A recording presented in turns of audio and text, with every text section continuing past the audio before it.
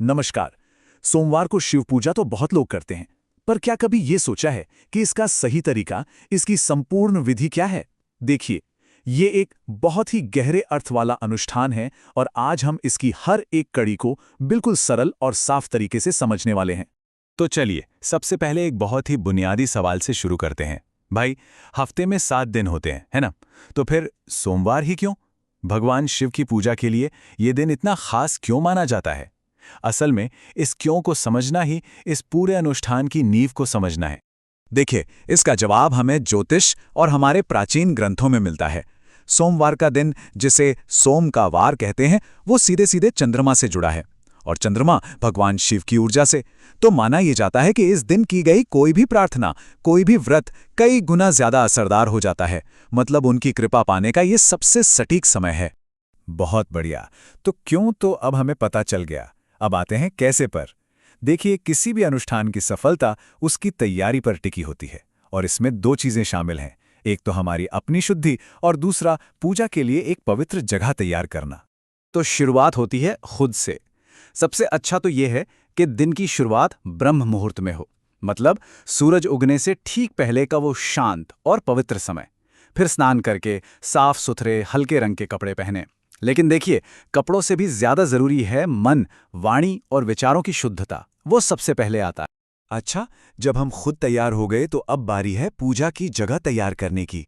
घर में कोई भी एक शांत कोना चुन लीजिए और उसे अच्छे से साफ कर लीजिए। फिर वहां एक शिवलिंग या भगवान शिव की कोई तस्वीर स्थापित करें।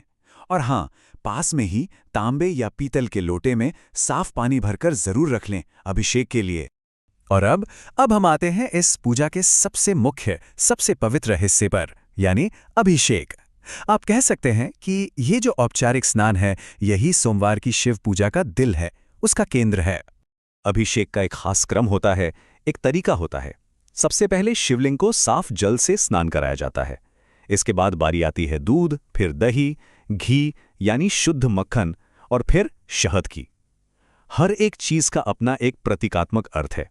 और जब ये सब अर्पित हो जाए तो आखिर में एक बार फिर से शुद्ध जल से स्नान कराते हैं, ताकि शिवलिंग पूरी तरह से स्वच्छ हो जाए। और हाँ, यहाँ एक बहुत जरूरी बात समझनी है। मान लीजिए किसी के पास ये सारी चीजें नहीं हैं तो बिल्कुल भी चिंता की बात नहीं है।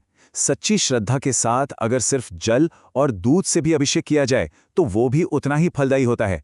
असल में भाव सबसे ज्यादा मायने रखता है, सामग्री नहीं। तो पवित्र अभिषेक के बाद अब वक्त है अपनी भक्ति को और गहरा करने का। और ये होता है पूजन सामग्री चढ़ाने और मंत्रों के जाप से। ये वो पल है जब हम उस दिव्य ऊर्जा के साथ अपने रिश्ते को और भी ज्यादा मजबूत बनाते हैं। कुछ चीजें हैं जो भगवान शिव को खास तौर पर प्रिय मानी जाती हैं, जैसे कि बेलपत्र। इसकी 3 पत्तियां त्रिदेव का प्रतीक हैं और ध्यान रहे ये कहीं से टूटा फूटा ना हो। फिर आते हैं सफेद फूल जैसे धतूरा या कमल, जो पवित्रता का प्रतीक हैं। इनके अलावा पवित्र भस्म या चंदन, अक्षत यानी बिना टूटे हुए चावल, और हाँ, धूप की महक और दिए की लौ भी अर्पित की जाती है। यहाँ एक छोटा सा लेकिन बहुत असरदार सुझाव है। जब भी बेलपत्र चढ़ाएं तो साथ में ओम नमः शिवाय मंत्र जरूर बोलें। ये एक छोटा सा काम आपके अर्पण में एक आध्यात्मिक ऊर्जा भर देता है, उसे और भी ज्यादा सार्थक बना देता है।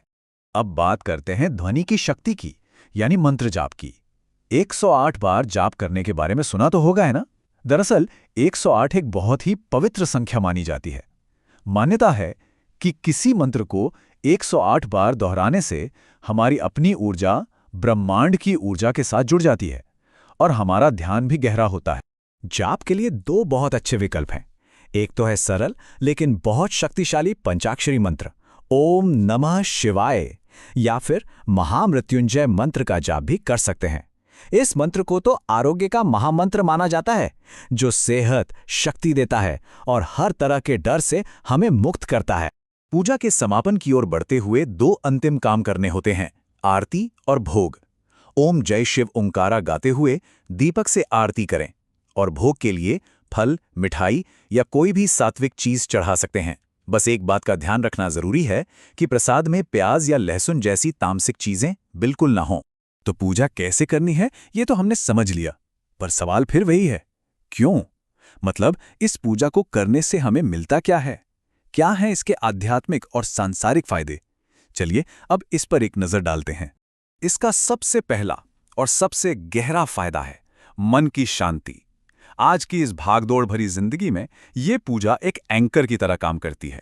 ये हमारे मन को शांत करती है, तनाव को कम करती है और हमें अपने अंदर एक शांति का एहसास कराती है। अब बात करते हैं प्रैक्टिकल फायदों की।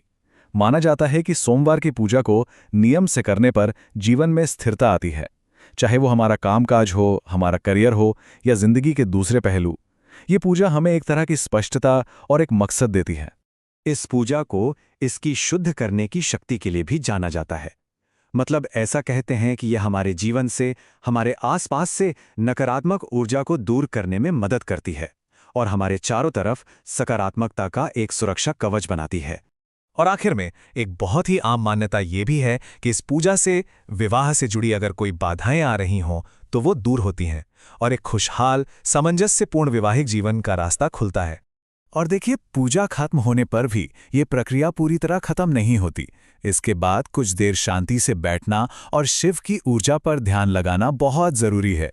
और शायद सबसे जरूरी बात, अपनी प्रार्थना को सिर्फ अपने तक ना रखकर दुनिया के हर जीव के कल्याण की कामना करना।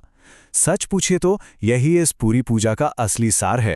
तो बस आज के लिए इतना ही, लेकिन जाते जाते एक सवाल छोड़ जाते हैं। आज की इस तेज रफ्तार जिंदगी में इस तरह के प्राचीन अनुष्ठानों की क्या जगह हो सकती है? क्या ये सच में हमें शांति और एक मकसद खोजने में मदद कर सकते हैं? खैर, इसका जवाब तो हर किसी को अपनी यात्रा में खुद ही खोजना होता है।